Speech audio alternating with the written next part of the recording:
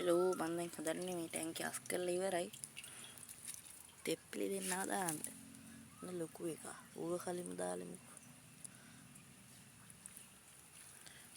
මෙන්න ඌව දැම්මා. මෙන්න අනිත් තුනේ මොසොම්බික් කෙනෙකුත් ඉන්නවා. දැන් අනිත් එක්කෙනාවත් දාන්න.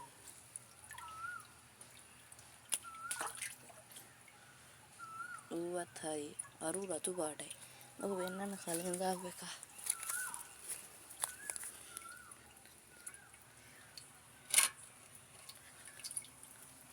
මේ දෙක ඇතුළට ආවෝ.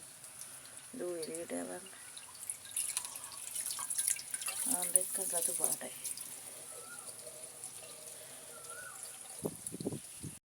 දැන් මේ මොසම්බික්වත් දාන්න යන්නේ.